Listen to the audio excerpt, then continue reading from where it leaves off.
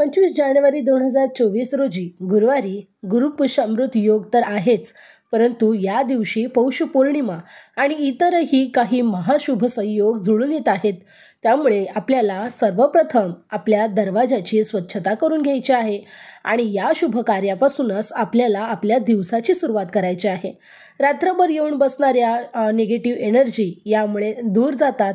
आपल्या घरामध्ये सकारात्मक ऊर्जा संचारते आणि आपल्या घरामध्ये असलेल्या गोष्टींना बरकता यायला यामुळे नक्की मदत होते. याशिवाय दारामध्ये आकर्षक अशी रांगोळीसुद्धा काढायची आहे आणि दाराच्या दोन्ही बाजूंना तुपाचे दिवे किंवा तुम्हाला जर तुपाचे दिवे शक्य नसतील तर तेलाचे दिवे आवर्जून लावायचे आहेत. या दिवशी अनेक शुभ संयोग जुळून येत असल्यामुळे, शिवाय पौष पौर्णिमा असल्यामुळे या दिवशी जे काही उपाय तुम्ही करणार आहात याचं अद्भुत असे तुम्हाला नक्कीच रिझल्ट मिळणार आहेत.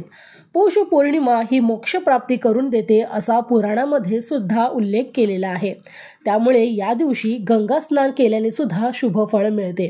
आता जर तुमच्याजवळ एखादी नदी नसेल, एखादी पवित्र नदी नसेल तर तुम्ही अशा वेळी घरातील अंघोळीच्या पाण्यामध्येच गंगेच्या पाण्याचे 2 ते 3 थेंब टाकून त्यामध्ये अंघोळ करू शकता.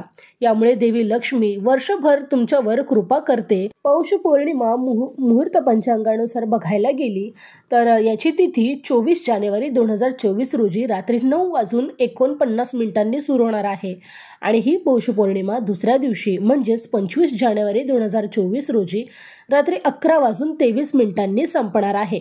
उदय तिथी ही नेहमी पौर्णिमा असो किंवा अमावस्या यांची नेहमी उदय तिथी पाहिली जाते. त्यामुळे उदय तिथीनुसार 25 तारखेला पौष पौर्णिमेचं व्रत केलं जाईल. जे कोणी पौर्णिमेचे उपवास करतात त्यांनी या 25 तारखेलाच त्यांचा उपवास करायचा आहे. पौष पौर्णिमेला सत्यनारायणाचं घरोघरी पठणसुद्धा करायचं आहे. जर तुम्हाला शक्य असेल तर या दिवशी सत्यनारायणाची पूजा नक्की घाला. जर ते शक्य नसेल तर मी व्हिडिओमध्ये दाखवल्याप्रमाणे साधी आणि सोपी अशी पूजा तुम्हाला मांडणी करायची आहे. या पूजेमध्ये आवर्जून लक्ष्मीनारायणाची मूर्ती ठेवायची आहे. जर तुमच्याकडे मूर्ती नसेल तर प्रतिमा ठेवली तरी चालेल आणि ती नसेल तर बाळकृष्ण जे विष्णू अवतार आहेत यांची पूजा तुम्ही केली तरी सुद्धा चालेल. पौष पौर्णिमा हा सूर्यदेवासाठी अतिशय महत्त्वाचा महिना मानला जातो. याशिवाय पौर्णिमा असल्यामुळे चंद्राचा दिवससुद्धा मानला जातो आणि म्हणूनच सूर्य आणि चंद्र या दोघांचा संयोग आपल्या सर्व इच्छा पूर्ण करण्यासाठी अतिशय महत्त्वाचा आहे आणि यामुळे आपल्या जीवनातील अडथळे नक्की दूर होतात.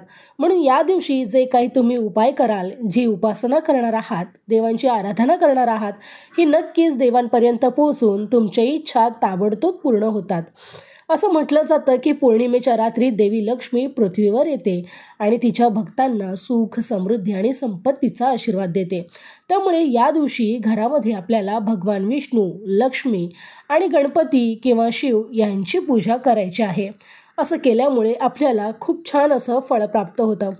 आता या दिवशी नेमकी कोणती उपासना आपण लक्ष्मी प्राप्तीसाठी करू शकतो ते जाणून घेऊया. पण तत्पूर्वी जर तुम्ही माझ्या चॅनलवर नवीन असाल तर चॅनलला सबस्क्राईब करून बाजूला दिलेले बेल आयकॉन ऑलवर क्लिक करा. व्हिडिओला लाईक करायला विसरू नका. कमेंटमध्ये जय लक्ष्मी माता नक्की लिहा. याशिवाय व्हिडिओ सगळ्यांपर्यंत नक्की पोहोचवा, म्हणजेच शेअर करा. चला तर मग व्हिडिओला सुरुवात करूया. पंचांगानुसार पौष पौर्णिमेला गुरुपुष्यमृत योग तर आहेच. याशिवाय सर्वार्थसिद्धी, अमृतसिद्धी, प्रीतियोग, रवियोग आणि गुरुवार आणि त्रिग्रही योग सुद्धा तयार होतोय आणि त्यामुळे या दिवसामध्ये जेवढी जास्त उपासना तुम्हाला शक्य होईल ते नक्की करा. यामुळे आवर्जून तुम्हाला देवी लक्ष्मीचे आशीर्वाद लाभणार आहेत आणि यामुळे तुमच्या घरामध्ये धन धान्य या सगळ्यांना बरकता येणार आहे. या दिवशी देवी लक्ष्मीची पूजा करून तुम्ही सोनं, चांदी, जमीन, वाहन किंवा एखादी मालमत्ता खरेदी करू शकता. हे सर्व खरेदी करणं या दिवशी शुभ मानलं जातं आणि असं म्हणतात की या तिथीवर जर तुम्ही सोनं खरेदी केलं तर ते पुन्हा कधीही तुम्हाला गहाण ठेवायची वेळ येत नाही आणि आलेल्या सोन्यामध्ये किंवा चांदीमध्ये किंवा एखाद्या मालमत्तेमध्ये नेहमी वाढ होत राहते. त्यामुळे तुम्ही या शुभ संयोगावर जर तुम्हाला शक्य असेल तर सोनं नाणं नक्की खरेदी करा. असं केल्यामुळे व्यक्तीच्या घरात आणि सुख समृद्धीसुद्धा नांदायला मदत होते. याशिवाय आता आपण कोणत्या उपासना करू शकतो ते बघूया. या दिवशी तुम्हाला श्री सूक्त, जे देवी लक्ष्मीचं अतिशय प्रिय असं ऋग्वेदातील एक सूक्त आहे. हे सूक्त तुम्हाला 16 वेळा म्हणायचं आहे.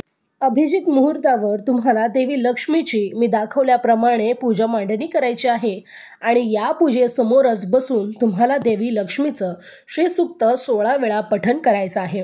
आता तुम्हाला जर हे करणं शक्य नसेल तर किमान तुम्ही लक्ष्मी गायत्री मंत्र 108 वेळा म्हणू शकता.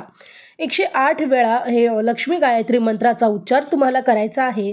तुपाचा दिवा लावायचा आहे आणि देवीला मनोभावे नमस्कार करून तुमच्या मनातली इच्छा सांगायची आहे. आता हेही जर तुम्हाला शक्य नसेल तर या दिवशी तुम्ही महालक्ष्मी अष्टकचं 11 वेळा पठण करू शकता. जी व्यक्ती महालक्ष्मी अष्टकाचं दिवसातून 3 वेळा पठण करते, म्हणजे सकाळ, दुपार आणि संध्याकाळ, त्या व्यक्तीच्या आयुष्यात कोणत्याही प्रकारच्या अडचणी येत नाहीत आणि अडचणी आल्या तरी त्यातून ती व्यक्ती सहजरित्या बाहेर पडते. देवी लक्ष्मी त्यांना त्यातून मार्ग नक्की दाखवते. असं स्वतः तुम्ही जेव्हा हे महालक्ष्मी अष्टक वाचणार आहात त्यावेळी तुम्हाला नक्कीच या गोष्टीची प्रचिती येणार आहे. त्यामुळे महालक्ष्मी अष्टकचं या दिवशी आवर्जून पठण करा. आता हेही जर तुम्हाला शक्य नसेल तर आदि शंकराचार्य यांनी लिहिलेलं तुम्ही कणकधारा स्तोत्राचं पठण करू शकता. गुरुपुष्यामृत योगावर कणकधारा स्तोत्र हे अतिशय प्रभावी स्तोत्र मानलं जातं. ज्यावेळी तुम्ही सतत 11 किंवा 21 गुरुपुष्यामृत योगाच्या मुहूर्तावर कणकधारा स्तोत्राचं पठण करणार आहात त्यावेळी तुम्हाला एक अनुभव नक्की येईल की तुम्हाला तुमच्या जीवनामध्ये कधीही पैशाची कमतरता जाणवणार नाही. ज्यावेळी तुम्हाला पैशांची गरज भासेल त्यावेळी हे पैसे आपोआपच कुठूनही उपलब्ध होतील. मात्र तुम्हाला कोणाकडूनही कर्ज काढायची वेळ येणार नाही. तुमच्या मेहनतीचे पैसे तुम्हाला अगदी योग्य वेळेमध्ये उपलब्ध होणार आहेत. त्यामुळे या गोष्टीची सुद्धा नक्की प्रचिती घेऊन बघा. गुरुपुष्यामृत योगाची सुरुवात 25 जानेवारी 2024 रोजी सकाळी 8:16 ते 26 जानेवारी 2024 रोजी सकाळी 7:12 असणार आहे. त्यामुळे या वेळेमध्ये तुम्ही कधीही या सर्व स्तोत्रांचं पठण करू शकता. शक्यतो 25 जानेवारी 2024च्या सायंकाळी या सर्व गोष्टी नक्की करा, कारण या दिवशी अतिशय सुंदर असे शुभसंयोग जुळून येतात. पौष पौर्णिमेला बुध, मंगळ आणि शुक्र हे तिन्ही ग्रहसुद्धा धनुराशीमध्ये असणार आहे आणि या योगाला त्रिग्रही योग असं म्हणतात. या योगामुळे पद, प्रतिष्ठा आणि आपल्या सौभाग्यामध्ये वाढ होते. त्यामुळे जेव्हा तुम्ही अशा सुंदर अशा अद्भुत शुभयोगांवर उपासना आराधना करता त्याचं फळ तुम्हाला 100 पटीने मिळत असतं. म्हणून या सुंदर अशा अद्भुत योगावर नक्की या सर्व उपासना करा आणि याचा काय अनुभव येतो हे मला कमेंटमध्ये नक्की सांगा. याशिवाय अतिशय साधी आणि सोपा उपाय तुम्ही करू शकता, जो आवळ्याचा उपाय तुम्हाला या दिवशी आवर्जून करायचा आहे. यासाठी तुम्हाला 5 आवळे घ्यायचे आहेत आणि या आवळ्यांवर तुम्हाला 5 तुपामध्ये किंवा तेलामध्ये भिजवलेल्या फुलवाती घेऊन त्या प्रज्वलित करायच्या आहेत. यामुळे सुद्धा माता लक्ष्मी अतिशय प्रसन्न होते. असं म्हणतात की पौर्णिमेच्या रात्री देवी लक्ष्मीचा वास हा आवळ्याच्या झाडाखाली असतो. जर तुम्हाला या दिवशी शक्य असेल तर आवळ्याच्या झाडाखाली जाऊन नक्की एखादा तुपाचा दिवा लावा. परंतु तुमच्या परिसरात किंवा तुमच्या आजूबाजूला आवळ्याचं झाड नसेल तर हा साधा आणि सोपा उपाय घरच्या घरी तुम्ही नक्की करू शकता. याच दिवशी शाकंभरी देवीची पौर्णिमा सुद्धा आहे. तिचे नवरात्राची समाप्ती याच दिवशी होते.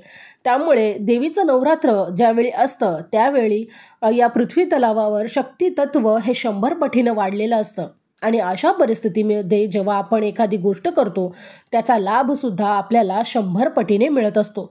त्यामुळे या शुभ संयोगावर, या अद्भुत अशा योगावर या सर्व गोष्टी नक्की करा. याचा लाभ तुम्हाला 100 पटीने मिळणार आहे. तर मग मंडळी, तुम्हाला ही माहिती, ही पूजा आणि हा व्हिडिओ कसा वाटला मला कमेंटमध्ये नक्की सांगा. माहिती आवडली असेल तर कमेंटमध्ये जय लक्ष्मी माता नक्की लिहा.